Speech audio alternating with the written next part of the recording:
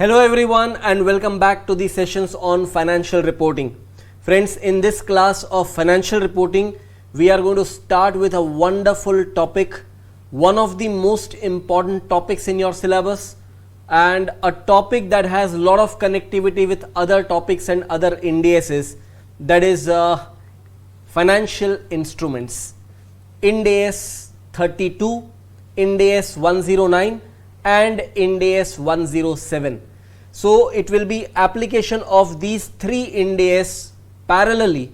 So basically Ind AS 107 is all about disclosure of financial instruments, but the main application of recognition and measurement principles are governed under Ind AS 32 and Ind AS 109. So of course the disclosure part will be dealing with separately at the end, but the first two standards, that is Ind AS 32 and Ind AS 109, requires a lot of understanding and one of my favorite Ind ASs.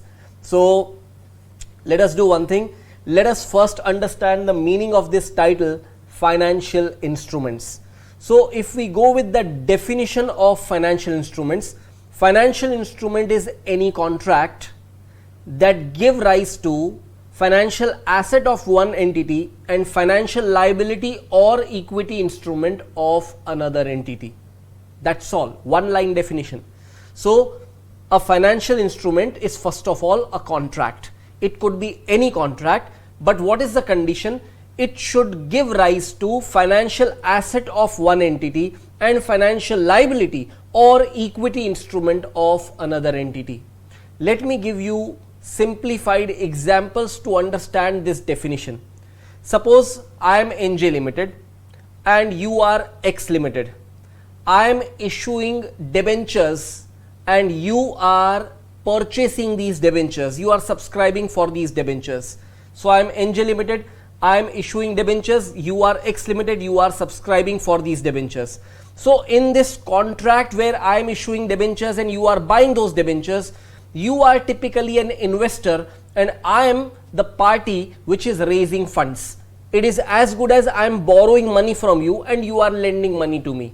That means for me, this is a liability that is arising in the form of some kind of borrowings, long-term borrowings represented in the form of debentures.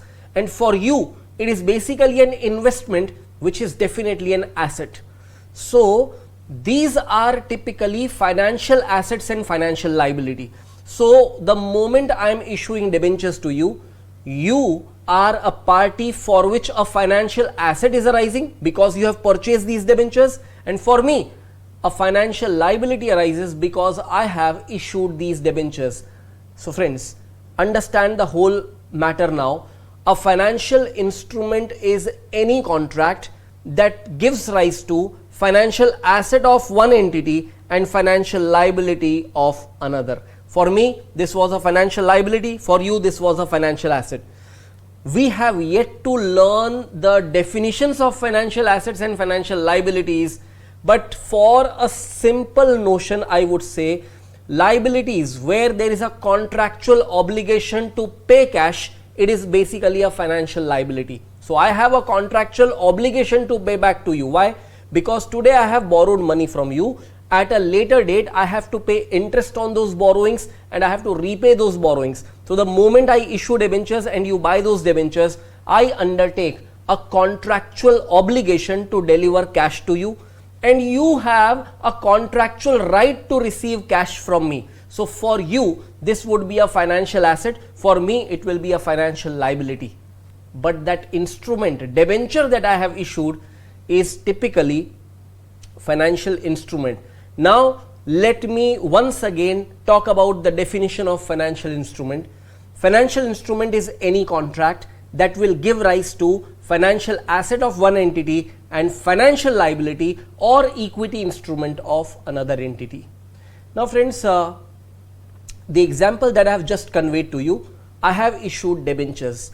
If I take an example of equity instruments, that means same thing. I am NJ Limited, you are X Limited.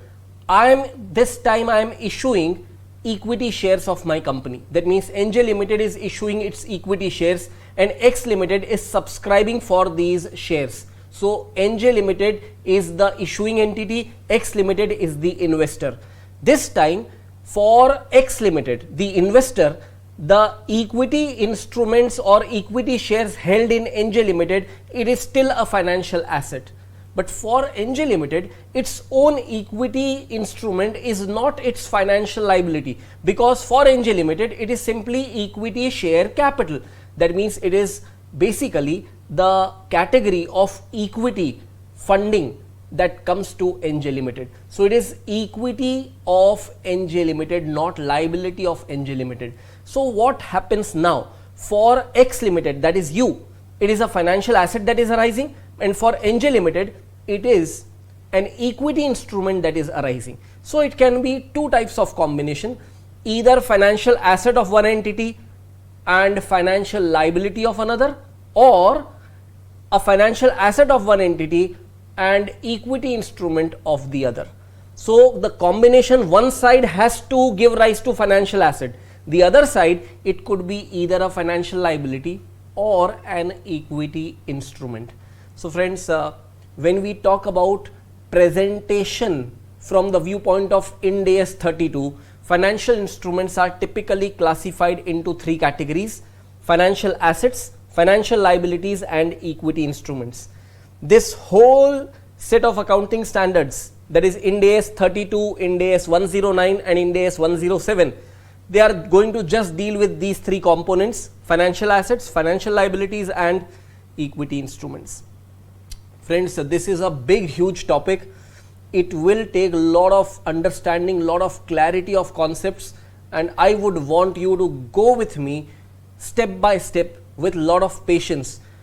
I can assure you one thing, this beautiful topic, a wonderful topic, you will enjoy, provided every matter that we are discussing, it should be crystal clear to you. And that is why after watching each video, have lots of revisions and practice. Though I could have given this instruction at end of the video, but I am giving it to you right away because this is a topic which will require thorough revisions time after time. So we have just discussed meaning of financial instruments with a couple of small examples. What I will do is I will put your focus on the screen and I would want you to write down the definition of this financial instrument. Now friends, throughout this topic there will be some content which I will display over here and I insist you to write. Please don't be lazy, you should write it. Where I tell you not to write that because such example and such definitions are given in your textbook, then you may not bother to write. If you just follow my instructions with this topic, you are going to be experts in this topic. That is my promise to you.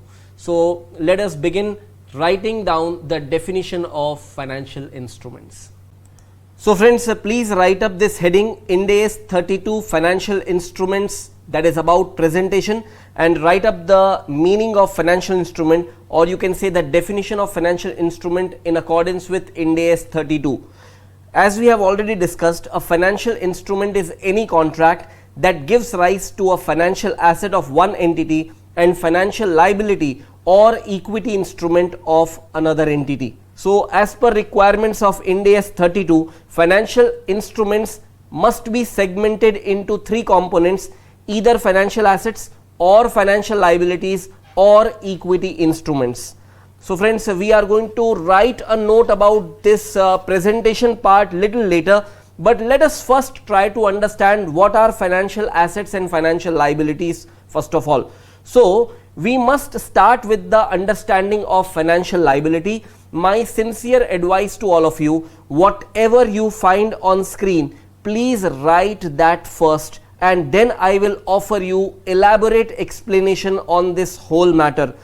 So friends, we are talking about meaning of financial liability. So financial liability definition is little big. You should have understanding of each points included in that definition. So the first basic thing, what can be a financial liability? It could be a contractual obligation to deliver cash. I repeat, a contractual obligation to deliver cash or other financial asset.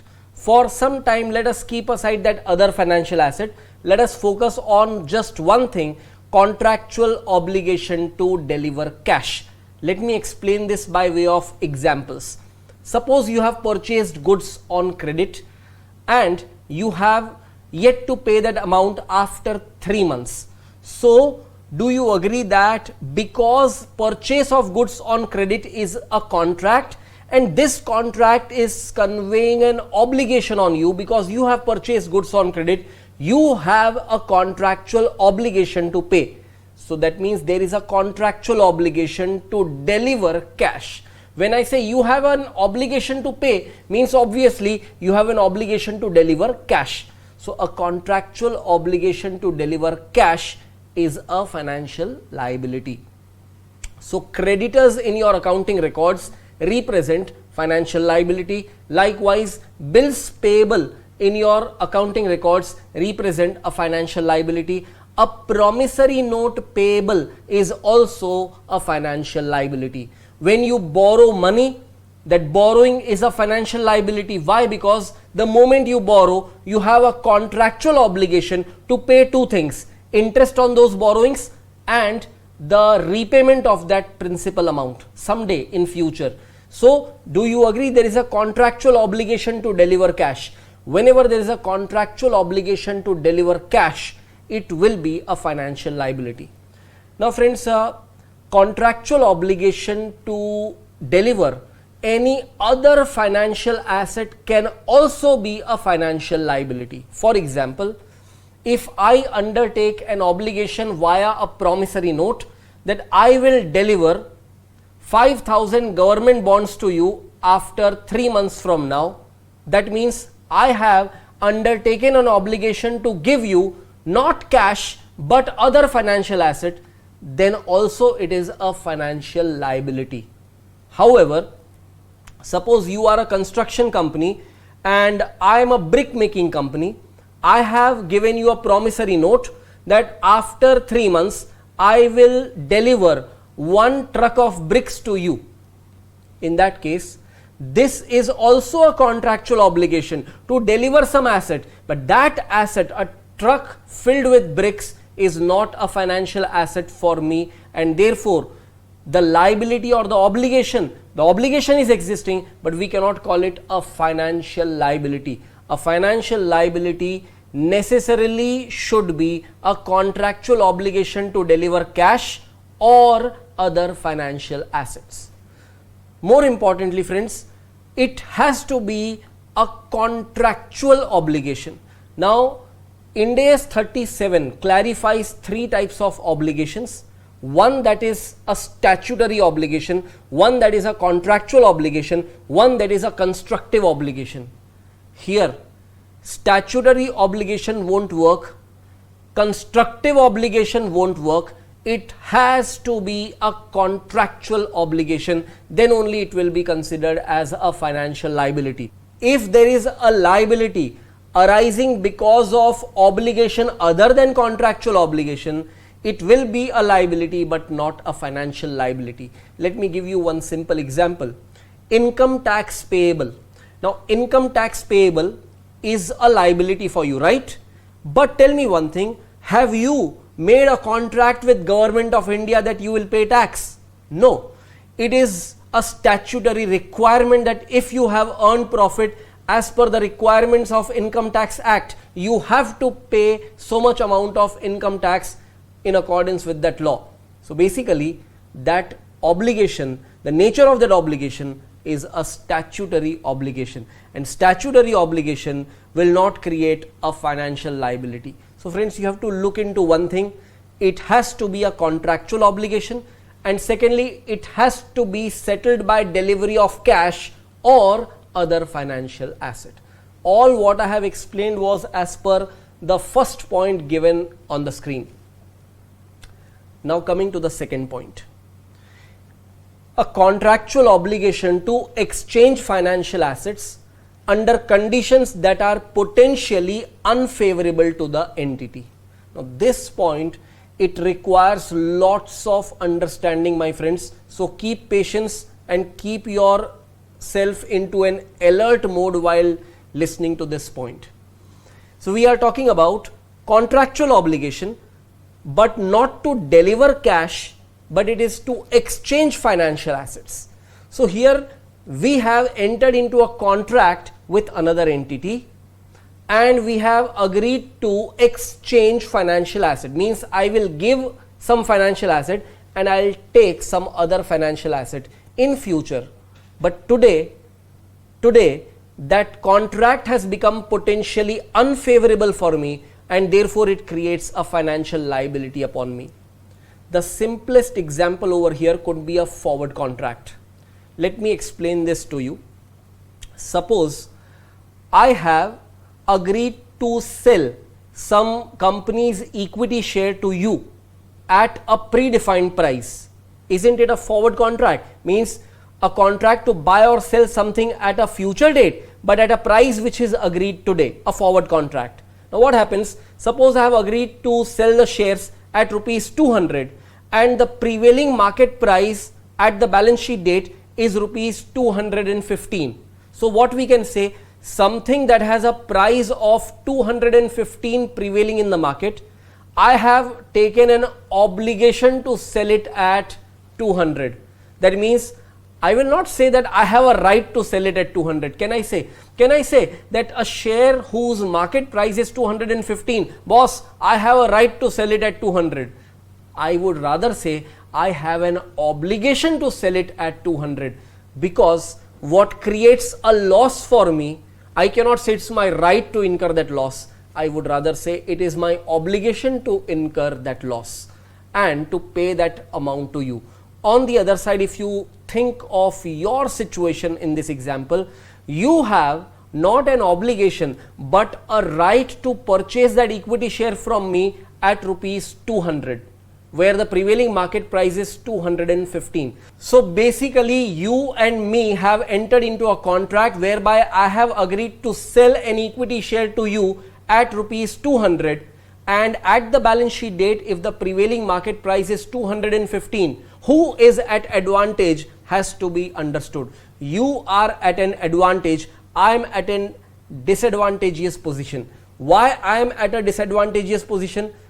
A stock which has a market price of 215, I am compelled to sell it at 200 because I have undersigned a contract with you.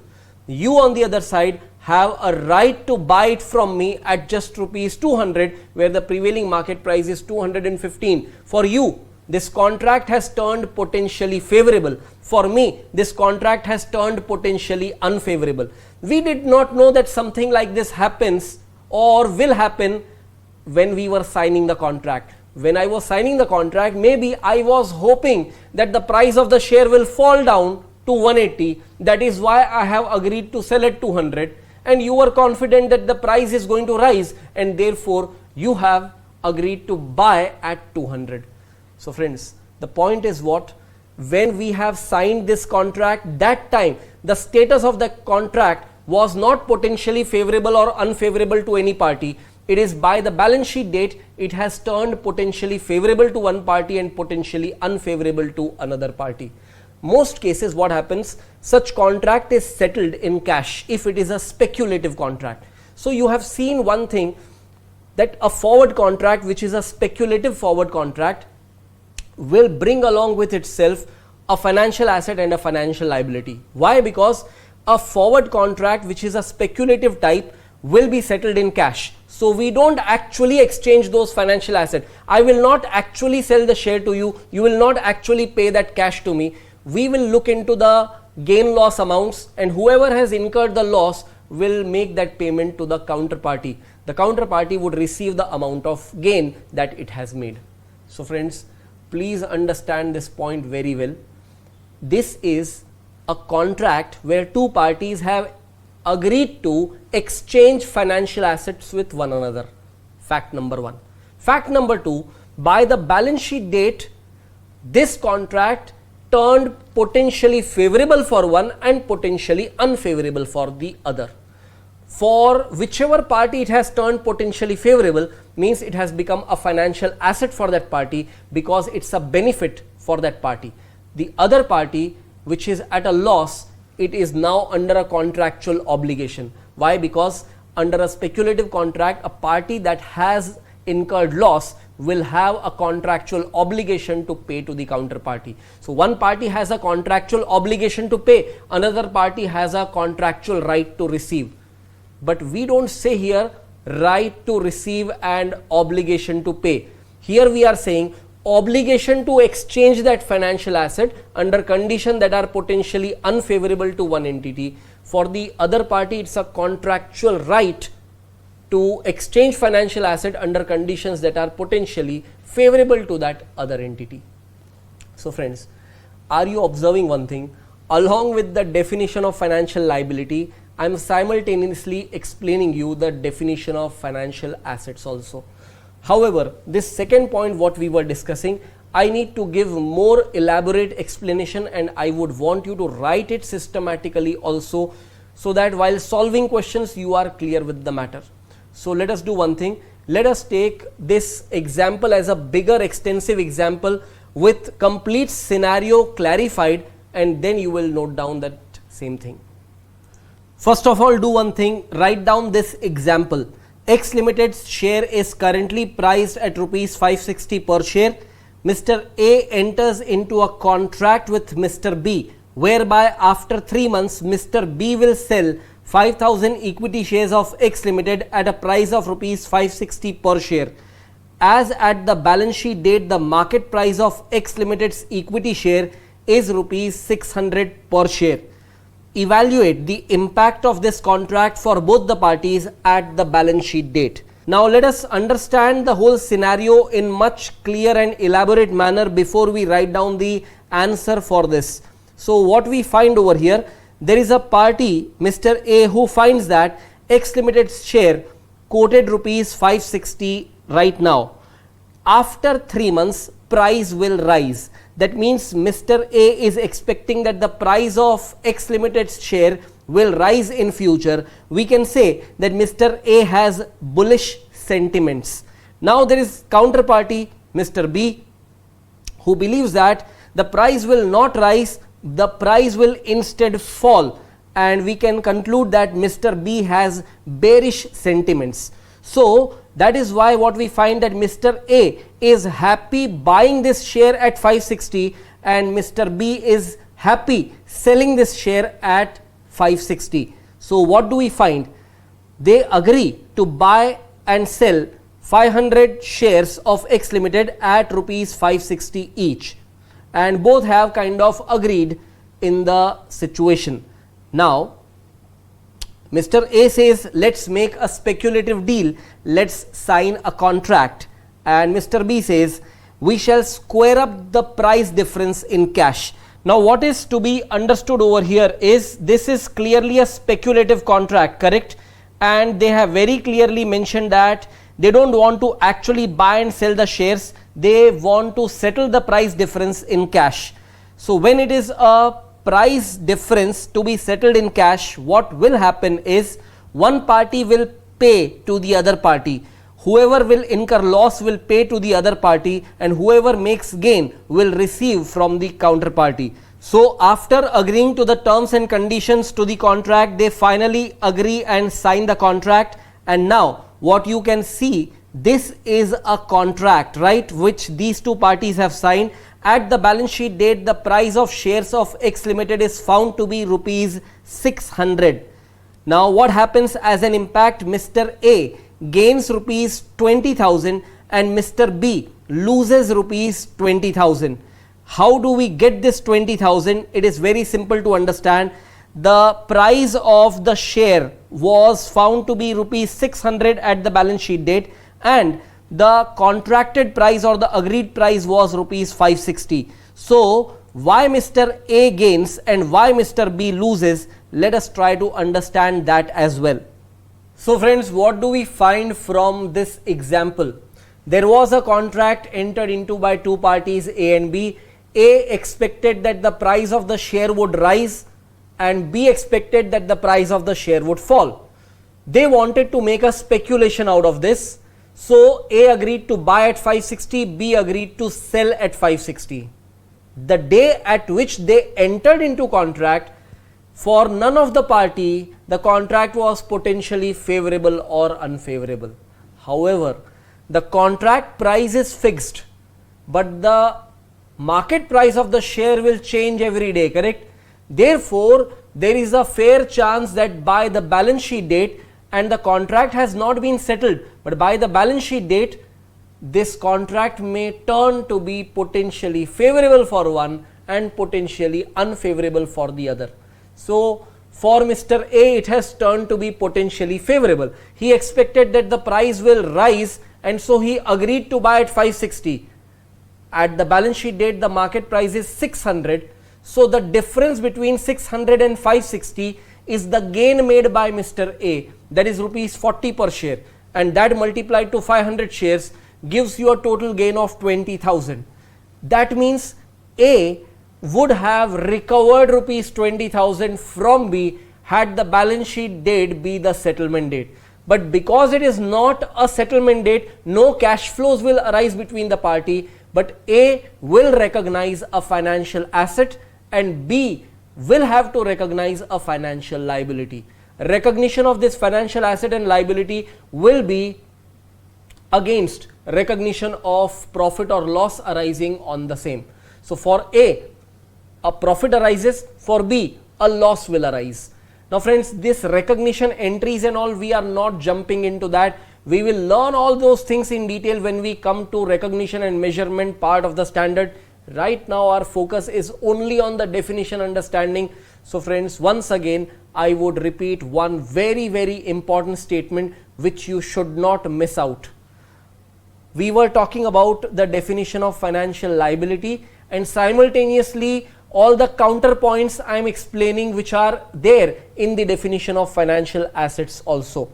So what is a financial liability? A contractual obligation to exchange financial assets with another entity under conditions that have become potentially unfavorable to you, that means to the reporting entity. What is a financial asset then? It is a contractual right to exchange financial assets with another entity under conditions that are potentially favorable to the reporting entity. Let us move ahead and now take some examples of financial liability.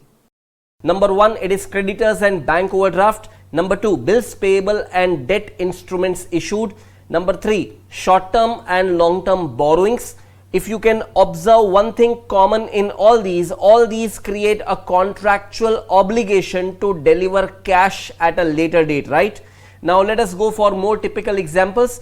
A promissory note to deliver cash or other financial assets. Mind it, if it is a promise to deliver cash or even a promise to deliver other financial asset, it will still be a financial liability of the entity. However, a promissory note to deliver a truck of bricks to a construction company is not a financial liability because you are delivering something other than financial asset.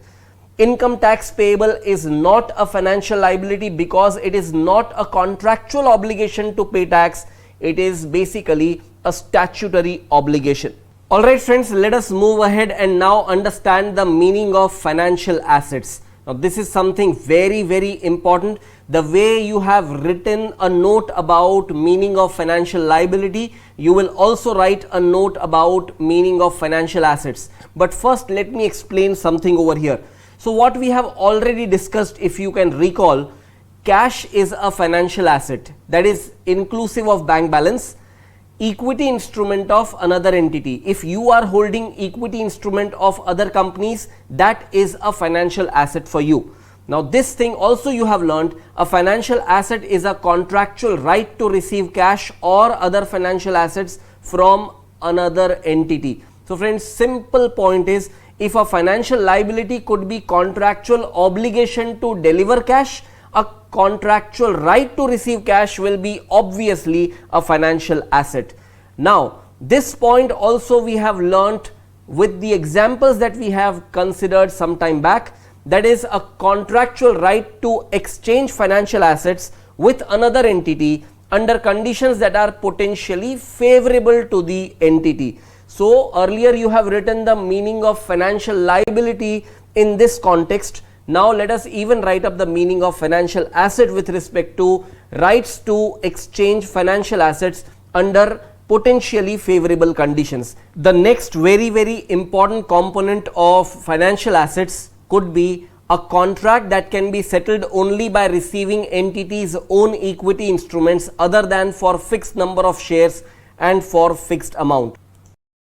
Let us move ahead and write down some more important definitions. First of all, it is definition of equity instrument. An equity instrument is any contract that evidences a residual interest in the assets of an entity after deducting all of its liabilities. Definition of putable instrument.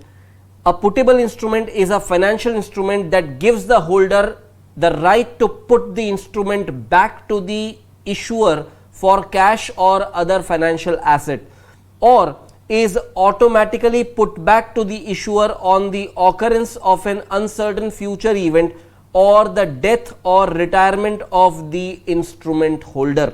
Alright friends, let us talk about these two definitions. Equity instrument definition is very simple. I believe while you were writing this definition, you only would have felt that no explanation needed, it is so simple to understand. But still, because I have to provide that explanation, I would just say one thing. It is basically, an equity instrument is basically a contract that provides the holder residuary interest in the entity. And what is meant by residuary interest?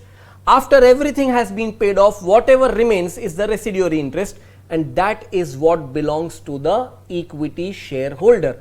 And that is how the equity instrument definition strikes up. So friends, don't forget, when it is a routine operating activities of the entity, or when it is a case of analyzing the asset or the net asset of the entity, either way it is the residuary interest. What I am trying to tell you, look into income statement. You have all your incomes, all your expenses, whatever remains is the profit that belongs to equity shareholder. When you talk about the balance sheet or statement of affairs or statements of assets and liabilities, what you are doing is you are taking all the assets, from that you are subtracting all the liabilities, and whatever remains is belonging to equity shareholders. So basically, whether it is from the viewpoint of income or from the viewpoint of assets, both way the residuary interest is in the hands of the equity shareholder, and therefore the instrument, that is equity instrument, is defined as any contract that would provide the holder residuary interest in the entity, or that evidences residuary interest in the entity's assets after paying off all the liabilities. Now coming to the next important concept, that is putable instrument. Very interesting and very important. Putable word arises from the word put. So here I will not just discuss the putable word meaning, I would also talk about something known as callable. So friends, what are callable instruments and what are putable instruments? These are basically instruments where some option is attached. So when there is an instrument where there is an option attached, that option could be either a call option or a put option. Now in strategic financial management, in derivative chapter, you have learnt in details what are options. So options are basically rights. Either it is a right to buy or a right to sell. If it is a right to buy, we call it a call option. If it is a right to sell, we call it a put option. So if it is a right to buy, it will be a call option, and when such call option is attached to an instrument, it becomes a callable instrument. Let me give you an example. Suppose I have issued a debenture which is a callable debenture, and the life of the debenture is 10 years, but at end of 5th year it is callable. When I say it is callable, means the issuer of the instrument has a right to buy it back at the given stated price in the contract at end of 5th year for a premature redemption. So what happens most of the times, suppose when interest rate prevailing in the market drops, I have issued debentures carrying a coupon rate of 10%, and interest rate prevailing in the market has dropped down to 7%, only my instrument is offering the investors 10%. I would be better off by replacing this existing debenture with a new one. But if I try to buy back these existing debentures from the open market, because of the change of interest rate, the fair value of the debenture would have gone very high. To keep that right in my hand to buy back the debentures at end of 5th year, I have placed a call option. So that debenture becomes a callable debenture. So a callable debenture will be a debenture which I have issued, but I have a right to call it back at end of 5th year from the date of issue. 5th year, I am just giving you an example. You can keep it a call date as any date as per the contract. That means when the debenture is issued as a callable debenture, which is the call date has to be specified. Call date will be the date when the issuer of the debenture will have right to exercise that call option. Now, what happens when it is a puttable instrument? Puttable word comes from the word put. Put means the right to sell. So friends, if you have bought debentures from me, that means if you have bought debentures of my company and you hold a put option, means you have right to sell it back to the company. So basically a callable instrument is an instrument whereby the issuer of the instrument has the right to call it back for a premature redemption. I am oftenly using the word premature redemption because if it is the redemption date or the maturity date that has arisen or which has arrived at, then there is no question of calling back. By default, it is going to be redeemed.